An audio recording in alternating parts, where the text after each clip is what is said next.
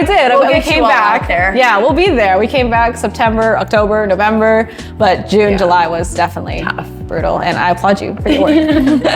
Yeah, but I know you're heading to the Planned Parenthood event. Yeah. Are you nervous? You're the speaker. We're gonna be there to come to support, but yeah. Yeah, I mean, I have been with Planned Parenthood for nearly a decade. It was my first political home when I was 15, and I moved out of my mom's house, and I was sort of struggling to figure out where my leadership fit. I remember I didn't make the volleyball team that year because my coach said I had a bad attitude, which like any young person going through what I was going through might. Yeah. I didn't get reelected to student council that year. I just really couldn't keep up with the popularity contest, but a Planned Parenthood organizer found me and really helped me see my potential and pushed me to see it too, and taught me how to power map, how to tell my story, and I started showing up to school board meetings and demanding better sex education, and ever since I've been both a Planned Parenthood patient and advocate, so it's special to be back. That's awesome. Yeah, it's really great that you can do it here in Seattle. We're excited to come be there, and it's interesting because I think we were kind of researching you a little bit. We wanted to be prepared. Yeah, we want to be prepared. I know that you founded a nonprofit called Gen Z Girl Gang. So I'd be curious to hear like what kind of led you to jump into running for office. You know, you had your own nonprofit. What kind of made you take the leap that direction? Yeah, I mean, what brought me to starting Gen Z Girl Gang, which is all about the idea that young women and girls are building new ways of being online. They're building different kinds of relationships and practicing sisterhood in an entirely new way in these digital spaces. But what brought me to that experience was actually that when I left Arizona, I had a very clear-cut version of what community meant. It meant people who lived near me, my classmates, and then I became the first in my family to go to college. I went to Columbia University in New York City. And for the very first time, I felt like the people living, down the hall from me in my dorms didn't share my experiences, right? Maybe weren't the people that I would draw that circle of community around. And instead, the people who I was finding personal and professional connection with were by and large young women that I was meeting online on Instagram, right? Like we all have our URL to IRL besties. And this was long before the pandemic. This was, my freshman year of college, 2018, 2019. And we have just invested in what it means to practice sisterhood online. And we were able, come 2020, when a lot of organizations were having to pivot their efforts into digital spaces to get out the vote, really provide a strong roadmap of how to do that community building in a digital space. That's awesome. And is that kind of where you started doing the Girls on the Ground series? So I have seen that on Instagram, and so those are really cool. Yeah, I feel like I'm doing that with you right now. We are Girls on the Ground presently in Seattle. I'm in your shoes right now. I'm like, oh, this is interesting. Girls on the Ground came from Gen Z Girl Gang, and we started seeing, it's been an evolving passion project of me and my best friends, truly. Most of them women that I met online who turned into my IRL friends. But we started seeing that there was a real need for cultural and media products that had a political message, right? That it's tough when you're trying to make when you're trying to break through the noise on social media and convey these really important messages of getting out to vote. What are your elected officials doing? Who's in office? What is the process like? That we needed to create a series that played to what was organic in these spaces. And so you'll see everything from, sort of fun this or that questions with representatives like Jasmine Crockett, who, by the way, is one of the most effective communicators in our party, in our government, full stop, period. To more formal sit-downs with folks like movement leaders at Amnesty International, and even some really interesting heart-to-hearts. I think one of my favorite interviews I've ever done was with Lorena Austin, who is a non-binary Chicanx representative in Arizona's State House. And they were talking to us about how the salary to be in the State House is $24,000 a year.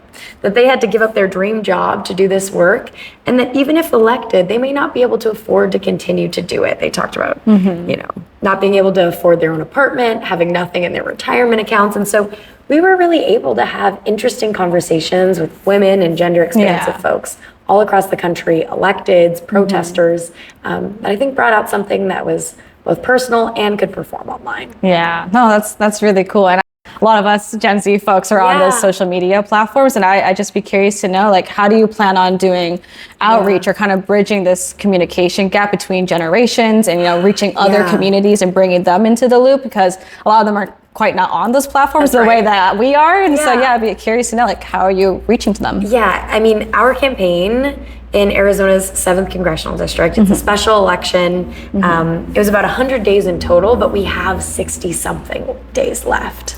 But since launch, we've garnered over 5 million organic views on Instagram and TikTok without a single dollar of paid behind it, just good storytelling. Yeah. And you know, you think that's the kind of thing that our party, our democracy would welcome with open arms in a moment in which we are losing young folks, not just to apathy, but truly to the other side. And so what our campaign has done is bring people in who otherwise wouldn't have had a political home and give them someone they can get excited about. I'll share a story that, not our last canvas, but the canvas prior. 3 folks showed up that I had never seen before. 3 young people who said they found us on TikTok. 2 of them, frat guys from the University of Arizona. That's another one of staff members, and our youngest staff member, September. Yes. Speaking of young folks. Right, exactly. Had me beat, what was 19 on a presidential? She's over here, 6 years old, crushing it at Cons Power. Gen Alpha representation. Yes, we need that. Oh, look at that. Very cool. But you know, we're bringing these folks in who otherwise had never door knocked. These 2 frat guys from the University of Arizona, and one woman, she actually came out and knocked doors with me, and she said, I consider myself politically involved. I've never knocked doors before, I've never volunteered, but I am paying attention. I'm critiquing the things I don't like online, but I want to build something that I can get excited about, something that's better. And I see that in your campaign. And so, you know, what we're doing with Fox for Arizona, this congressional race, is giving people a political home. And what I'll say, though, to the point of, you're absolutely right, that of those 5 million views, the lion's share are within that sort of 30 and under range. We know that 39% of US adults under 30 are getting their news on TikTok. So if we're gonna have a long-term view for this party, we need to be electing effective messengers who can convey what we are doing, what we're fighting for in new media and social media spaces. But to win this election, a special election, primary, buried in the middle of summer, we know that the electorate is gonna skew older. I'm talking like 55 plus. And unfortunately, that's where, you know, being really targeted in our outreach at the doors, making sure we're talking to folks who are likely to turn out, and we're using an effective strategy, using our volunteers' time responsibly is important. And what we're seeing at the doors when we talk to those older folks is that so many of them, especially those older women, feel really scared right now. So many of them have lived through a time before Roe and are now experiencing a time after the overturn of Roe versus Wade, and are clear-eyed to know that they may never see it reinstated. That the work they did, the fight that they had, and that they won, they may never see reinstated. And so I had an older woman, a woman in her 70s, come to tears at the door talking to me about how she goes to these protests and she looks around, she asks, who's going to take this fight on, right? These are all the same people. She shows up to her legislative district Dem meetings and says, where are all the new people? And when we put our candidacy in front of them, when we put this story in front of them, when we tell them we have the opportunity to elect the first woman of my generation, our generation, Gen Z, to Congress, it moves them not just from a sense of fear, but to a sense of action and hope. No, that's great. And I think, I was really just wondering, because you know, like we're kind of viewing you in from Seattle. We kind of see you from a lot of the headlines. And so I was just wondering, because I don't want you to be boxed in as just like a Gen Z candidate, but I was hoping you can maybe tell us, like, what are the like core qualities or experiences like that you would point to that you think would resonate with all generations, with all different groups? I mean, like I said, I've been doing this reproductive rights advocacy for the last decade. I may be young, 25, but I am not new to this. I'm not inexperienced. I got my start fighting for better sex ed because I needed it, because I didn't have parents at home to fill in the gaps of a curriculum that was last updated in the 80s, that didn't mention consent, that was medically inaccurate, that was taught by my baseball coach, right? And so that was 10 years ago. And when again, we share that longevity of that fight, that I've been in this a long time and I intend to be in it a lot longer, and that I've stood 10 toes down. I've been arrested on Capitol Hill after the overturn of Roe versus Wade in an act of civil disobedience alongside other movement leaders. That I don't just intend to check the boxes, I will be a champion. When it comes to things we're seeing in the news right now, right? Donald Trump is attempting to steal $880 billion of Medicaid funding from families like mine. And, this is really where I want to land on this question, though, of what is the story we tell? What is the perspective I give outside of just being a young person that resonates with others, is that I was raised by a single mom in Section 8 housing, on SNAP benefits, food stamps, on Medicaid. I was a free lunch kid in our public schools. And I know politics in an entirely different way than someone who learned it in school or read it in the news. I have lived it. And it was because of good policy, right? Things like Title X, birth control access, that made it possible for me to be the first in my family to go to college, that made this congressional run possible. And, we can feel different ways about it, but I think that American dream narrative resonates with people all across the political spectrum, across class, across generation, because it's about more than just having a shot at getting by. It's about having a shot at getting ahead, right? Yeah. That's what our neighbors, our families deserve.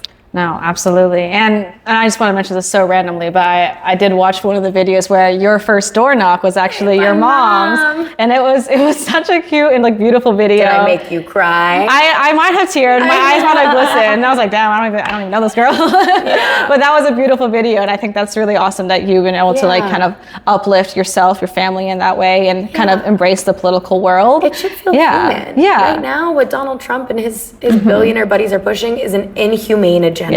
And so we can't overstate how important it is to bring humanity back to politics. This is about people. This is about families like ours, our neighbors, our friends, right? Yeah, absolutely. That was a really beautiful moment to see online. And then I guess so far as we're talking about this administration that we're in right now. And so what a clown show. Yeah. Here in Seattle, trust me, we know. We are not dealing as much as, upfront as it is in Arizona. But something I'm curious about besides this new wave and maybe Gen Zs being the next generation of leaders, I feel like we're also seeing this new leadership style kind of come in, new versions of what does it mean to be a fighter. Non-traditional Democrats like Ross Baraka in New Jersey. That's someone that we're supporting coming up soon in the primaries. And so I'd be curious to know what is your approach to kind of fighting against this administration? How would you be a better fighter compared to your opponents in this race? The other folks in this race are career politicians. And I'm telling you, if the way we did things, have been doing things, was going to get us out of this, it would have. It hasn't yet. It appears things are maybe worse than when we got started. And so what I believe is that we need people who are going to fill these seats, especially seats like Arizona's 7th congressional district. It's safer. It's a bluer seat, which is hard to come by in a place like Arizona. We cannot cede those to anyone less than a champion, anyone less than a fighter. And like I said, I have been a decade in this work through the lens of advocacy. And I believe that we need activists in those safer and bluer seats. And I think about, in a world in which we are seeing members of Congress being pushed around outside of ICE facilities for exercising their right to oversight, right? Even their responsibility to oversight in these facilities. We need to be asking ourselves, who are our strongest fighters? Who are we sending in when Donald Trump is threatening arrest against, judges and sitting members? Who has had the experience of pushing back on this administration?